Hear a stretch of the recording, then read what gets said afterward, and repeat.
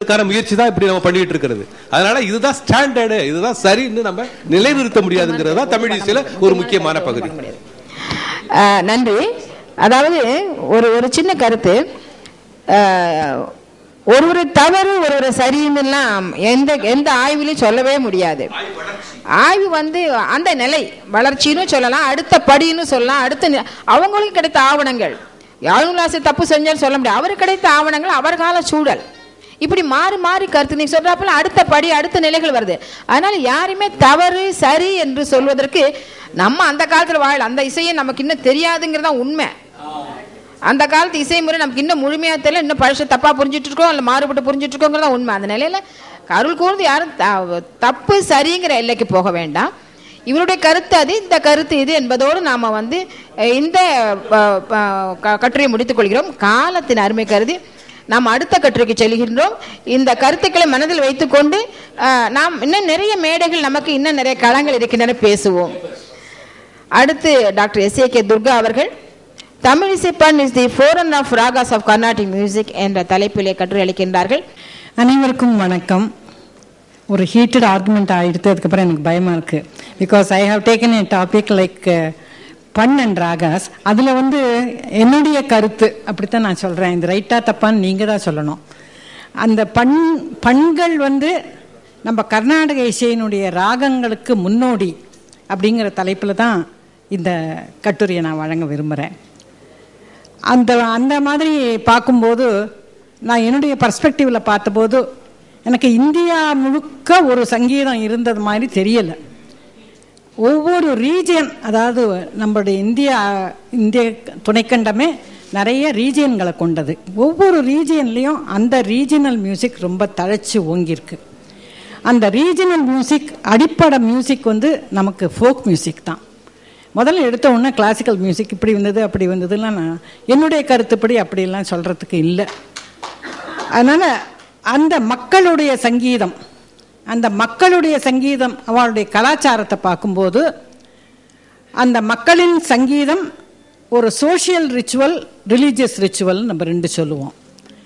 அந்த social ரிச்சுவலில் wedding song, பல குழந்தை பிறந்தது, தொட்டிலாட்டுறது, எல்லா சடங்குகளுக்கும் அந்த சோஷியல் ரிச்சுவல் சாங்ஸ் நிறையாவும். அது அதுக்கு ஒருத்தரும் கம்போசரே கிடையாது, எல்லாரும் கம்போசர் தான். அப்போதைக்கப்போதை பாடின போது ஃபோக்கில் கம்போசரே ஒழிய கம்போசர்னு ஒன்று போடுறது கிடையாது ஃபோக்கில்.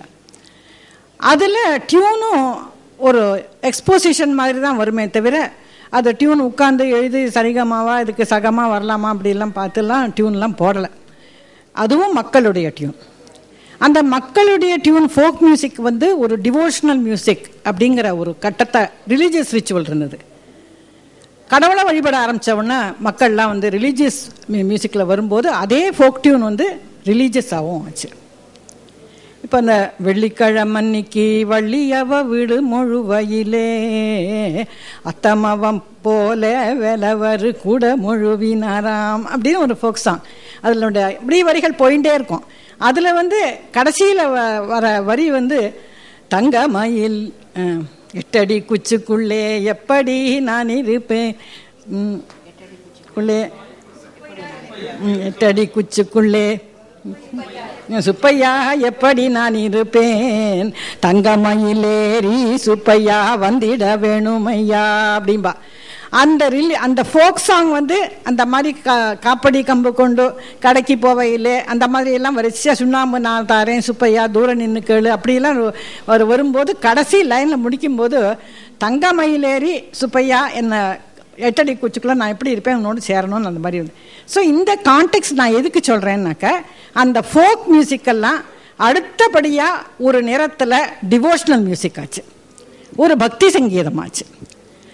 அந்த பக்தி சங்கீதத்தில் பாடின்னு இருக்கும்போதும் அதனுடைய மெலடி, அதனுடைய மெட்டுக்கள் அப்படின்னு சொன்னாக்க நீங்கள் தரக்குறைச்சலாம் நினச்சிக்கப்படாது, மோடுன்னு சொல்லுவோம். ஆனால் அதனுடைய மெலடி அப்படின்னு நான் சொல்கிறேன். அதனுடைய ராகம்னு ஒன்றாலும் வித் இன்வெர்டட் கமாஸ் வச்சுக்கோங்க.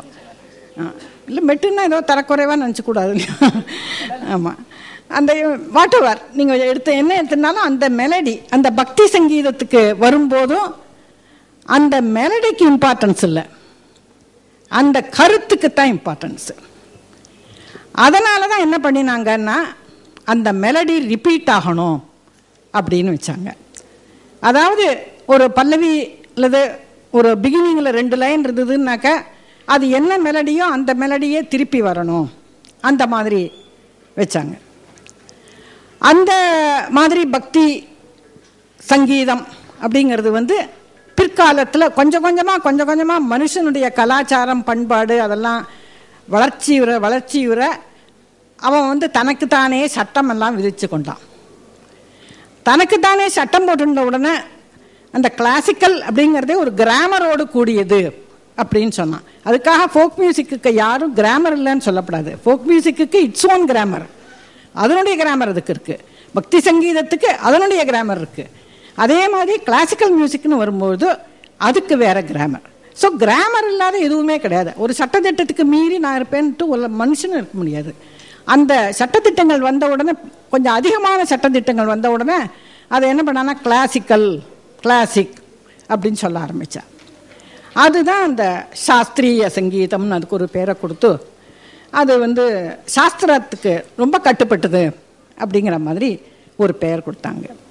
இப்போ இந்த இன்ட்ரடக்ஷன் எதுக்காக நான் கொடுத்தேன் அப்படின்னு, பண்ணுக்கும் ராகத்துக்கும் இதுக்கும் என்ன சம்மந்தம் அப்படின்னு கேட்டிங்கன்னா, அந்த பண்ணு அப்படிங்கிறது வந்து அந்த என்ன பற்றின வரைக்கும் இப்போது நான் சொல்கிறேன், அந்த ஃபோக் டிவோஷனல் அப்படிங்கிற இடத்துல அது நின்று இருக்கிற மாதிரி எனக்கு தோன்றுறது. பண்ணுங்கிறது ரொம்ப உயர்ந்த மெலடி. ஃபோக் சாங்ஸ்லாம் ரொம்ப அழகாக இருக்கும். அதனுடைய ஒரு ஈர்ப்பு தன்மை கிளாசிக்கலுக்கு வராது, ராகத்துக்கு. அந்த மாதிரி எல்லாம் ஃபோக் சாங் இருக்குது. அது மாதிரி நம்மளுடைய தமிழ் இசையினுடைய ஹிஸ்டரி நம்ம பார்த்தோம்னாக்க, முதல்ல முல்லை மருதம் அந்த மாதிரி நிலத்துக்கு ஒரு பண்களும் அதுக்குண்டான ஒரு துணைக்கருவி யாழெல்லாம் வச்சுருக்காங்க. அதுவும் முல்லையாழ் அப்படின்னு அந்த முல்லைப்பண் வாசிக்கக்கூடிய ஒரு இன்ஸ்ட்ருமெண்ட் வச்சுருக்காங்க. அந்த மாதிரி பார்க்கும்போது நம்ம தமிழிசை வளர்ச்சி அப்படிங்கிறதும் காமரம், ஆம்பல் பண் அந்த மாதிரி நம்ம பார்க்கும்போதும் அந்த பண்ணுன்னு அந்த ஒரு வார்த்தையை அவங்க கொடுத்துருந்தா கூட, அந்த டெர்மினாலஜி யூஸ் பண்ணியிருந்தா கூட, அது வந்து ஒரு ஃபோக் டியூனாக தான் பண்ணு இருந்திருக்கு அப்படிங்கிறது என்னுடைய சொந்த கருத்து. என்னுடைய ஆய்வில் எனக்கு சொந்த கருத்து. உங்களுக்கு அதுக்கு மாறுபட்டு கருத்து இருந்தாக்கா நான் வரவேற்கிறேன். ஏன்னா இதில் வந்து அவங்க சொன்ன மாதிரி அந்த ஏன்ஷியன்ட் மியூசிக்கை நம்ம ஆராய்ச்சி பண்ணும்போது இதான் அதான்னு ஒன்றும் சொல்கிறதுக்கு ஒன்றும் இல்லை. நம்ம வந்து பல கண்ணோட்டங்களில் பார்க்குறோம்.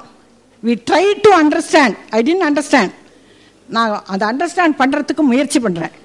அதுதான் இந்த ஆய்வு.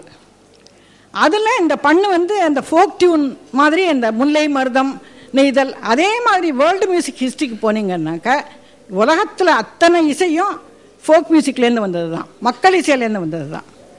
அந்த ஃபோக் மியூசிக் தான் டிவோஷனல் ஆகி கிளாசிக்கலாக இருக்குது. அந்த கிளாசிக்கல்ங்கிறது வெஸ்டர்ன் மியூசிக்கில் வந்தோட ஒரு பீரியடு கிளாசிக்கல் பீரியட்ன்றது அந்த காலத்தில் இந்த சங்கீதத்தை கிளாசிக்கல் மியூசிக், ரொமான்டிக் மியூசிக்னு அந்த மாதிரி சொன்னாங்க. அது வேறு. வெஸ்டர்னுக்கும் நமக்கும் அவ்வளவு ரொம்ப சிமிலாரிட்டிஸ் கிடையாது. நான் சொல்லுவேன் லாஸ்ட் ஆஃப் டிஃபரன்சஸ் தான் சிமிலாரிட்டிஸுங்கிற மாதிரி தான். அதில் வந்து இந்த பண்ணு அப்படிங்கிறது என்னாச்சுன்னா, ஒரு தொல்காப்பியர் காலத்திலேருந்தே ஒரு பண்ணத்தி அப்படின்னு ஒரு வேர்டு யூஸ் பண்ணுவார். நான் பண்ணுங்கிறதுக்கு டெஃபினேஷன் வந்து எனக்கு ரொம்ப பிடிச்சது. அவங்க மதிப்பிற்குரிய வைத்திலிங்கம் அவர்கள் சொன்னார். அதாவது பண்படுத்தப்பட்ட ஒரு இசை அப்படின்னு சொன்னார். பண்ணுதல் அப்படின்னாலே